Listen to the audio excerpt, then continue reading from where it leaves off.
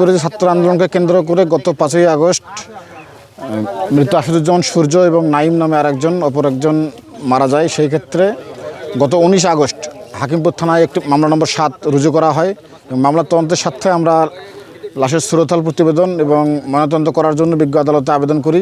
বিজ্ঞ আদালতের অনুমোদন সাপেক্ষে আমাদের এসিলেন্ট স্যারকে দায়িত্ব দেওয়া হয় সুরতহাল প্রতিবেদন প্রস্তুত করে লাশ ময়নাতদন্তের জন্য প্রেরণের জন্য। তারই প্রেক্ষিতে আজকে আমরা এখানে এসেছি। লাশ উত্তোলন করে সুরতহাল প্রস্তুত করে আমরা লাশ ময়নাতদন্তের জন্য আদালতে প্রেরণ করব এবং ময়নাতদন্তের রিপোর্ট প্রাপ্তির সাপেক্ষে পরবর্তী আইনানুগ ব্যবস্থা গ্রহণ করা হবে। বৈষম্য বিরোধী ছাত্র আন্দোলনের যে ঘটনার জের তার প্রেক্ষিতে একটি ঘটনা ঘটে এবং তার উপরে 19 তারিখ গত মাসের 19 আগস্ট তারিখে একটি মামলা দায়ের হয় এবং সেই মামলায় দুজন ভিকটিম আছেন। সেই ভিকটিমের তদন্তের স্বার্থে আমাদের সুরতহালে দায়িত্ব দেওয়া হয়েছে। আমরা সে কাজে এসেছি। আমরা এই সুরতহালের যে রিপোর্ট সেটি আমরা পরবর্তীতে সংশ্লিষ্ট কর্তৃপক্ষ বরাবর প্রেরণ করব, হাসপাতালে প্রেরণ করব এবং সংশ্লিষ্ট কর্তৃপক্ষ বরাবর প্রেরণ করব পরবর্তী কার্যক্রমের জন্য। মৃত সূর্যের ডেড বডি বিজ্ঞ আদালতে আদেশমূলে আমরা আজকে উত্তোলন করছি। আমাদের হাকিমপুর উপজেলার সহকারী কমিশনার ভূমি ছিলেন উপস্থিত, ওনার নেতৃত্বে লাশটি উত্তোলন করা হয়েছে এবং এটার মৃত্যুর সঠিক কারণ নির্ণয়ের জন্য আমরা দিনাজপুর মেডিকেল কলেজ অ্যান্ড হসপিটালে আমরা মর্গে প্রেরণ করেছি। এই সংক্রান্তে একটি নিয়মিত মামলা হয়েছে। এই মামলার পরিপ্রেক্ষিতে বিজ্ঞ আদালত কর্তৃক আদেশের মূলেই আমরা লাশটি উত্তোলন করতে পেরেছি আজকে।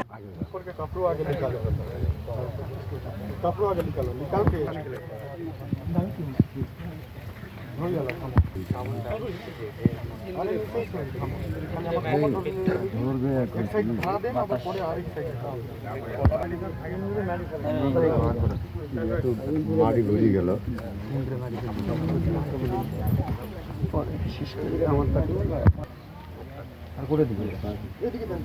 এদিকে বাতাসে উড়ে যাবে, এদিকে বাতাসে এদিকে তোর হাতে রাখ, তোর হাতে রাখ।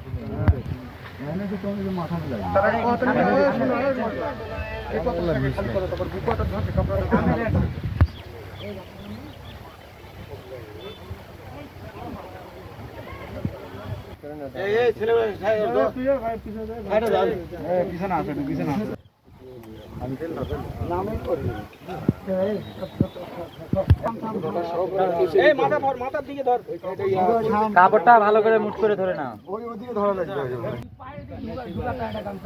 আমি তোর সাথে আছি। মার তুই দাঁড়িয়ে থাকে কি বলছিস? মার ঢোকা এইভাবে ওরা যাবো আর লম্বা কেন আপনি এদিকে ঘোরে